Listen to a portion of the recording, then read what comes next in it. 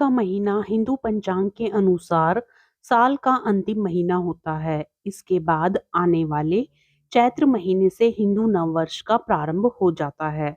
फाल्गुन माह के कृष्ण पक्ष की अंतिम तिथि को फाल्गुन अमावस्या मनाते हैं, जो कि साल 2024 में 10 मार्च दिन रविवार को पड़ रही है।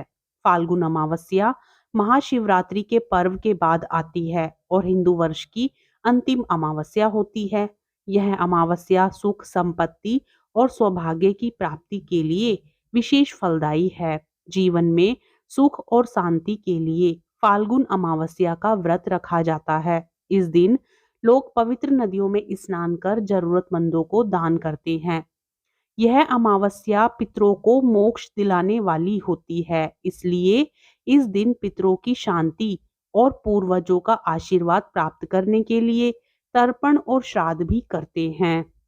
साल भर में 12 अमावस्याएं आती हैं। यदि निरंतरता में प्रत्येक अमावस्या को आप पितरों हेतु श्राद्ध नहीं कर पाते हैं, तो कुछ अमावस्याएं विशेष तौर पर सिर्फ श्राद्ध कर्म के लिए शुभ मानी जाती हैं। फाल्गुन मास की अमावस्या उन्हीं में से एक है। माना जाता है कि जो व्यक्ति फाल्गुन अमावस्या के दिन व्रत रखता है, उसके जीवन में कोई समस्या नहीं आती है और सुख समृद्धि में वृद्धि होती है। इस दिन पितरों का पूजन करने का भी विधान है।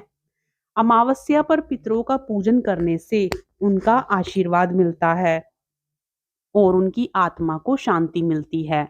मान्यताओं के अनुसार आज के दिन गंगा में डुबकी लगाने और दान करने से कई गुना फल की प्राप्ति होती है। इस दिन अमावस्या व्रत कथा भी श्रवण की जाती है।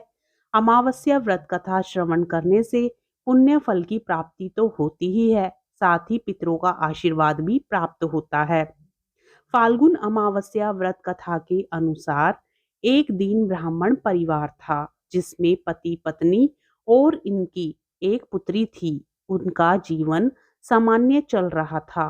वर्ष बीतते गए और पुत्री भी धीरे धीरे बड़ी होने लगी। बढ़ती आयु के साथ उसमें स्त्रियों के गुणों का भी विकास होने लगा था। वह अत्यंत ही सुंदर, सुशील और सर्वगुण संपन्न थी, लेकिन गरीब होने के कारण उसका विवाह नहीं हो पा रहा था। एक दिन उस ब्राह्मण के घर एक साधु महाराज पधारे। ब्राह्मण पुत्री की सेवा से साधु महाराज का मन बहुत प्रसन्न हुआ और उन्होंने कन्या को लंबी उम्र का आशीर्वाद तो दिया, लेकिन यह भी बताया कि उसकी हथेली में विधवा योग है। इस बात से चिंतित होकर ब्राह्मण परिवार ने साधु से उपाय पूछा।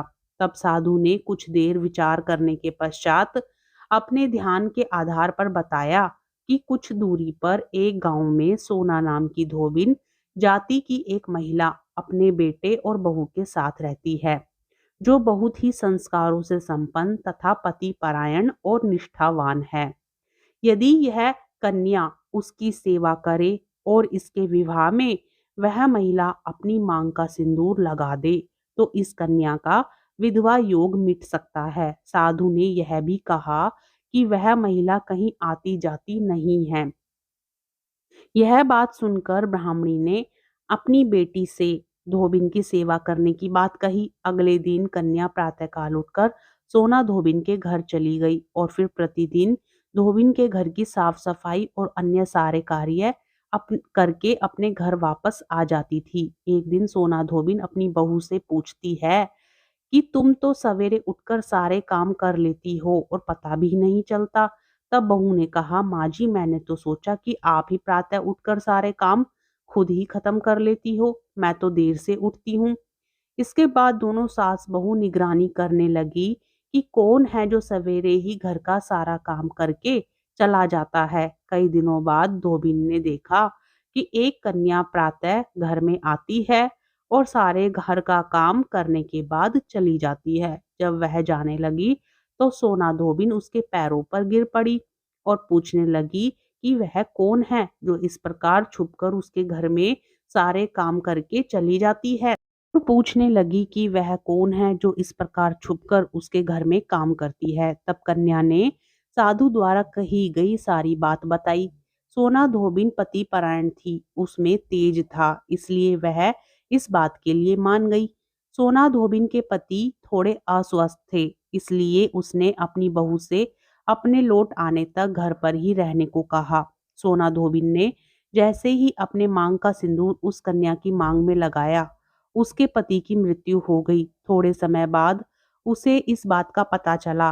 वह घर से निर्जल ही चली गई थी, यह सोचकर कि रास्ते में कहीं पीपल का पेड़ मिलेगा तो उसे भंवरी देकर उसकी परिक्रमा करने के बाद ही जल ग्रहण करेगी।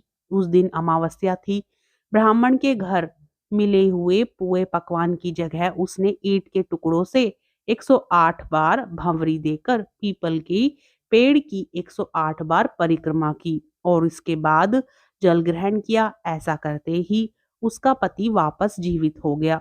इसलिए माना जाता है कि अमावस्या के दिन व्रत आदि करने से पुण्य फल की प्राप्ति होती है। ऐसी मान्यता है कि जो व्यक्ति अमावस्या के दिन 108 वस्तुओं की भवरी देकर सोना धोबिन और गौरी गणेश का पूजन करता है, उसे अखंड सौभाग्य की प्राप्ति होती है। मित्रों, व्रत और त्योहार से जुड़ी महत्वपूर्ण जानकारियां प्राप्त करने के लिए हमारे चैनल अमृत गगन को सब्सक्राइब करें, वीडियो को लाइक करें, शेयर करें।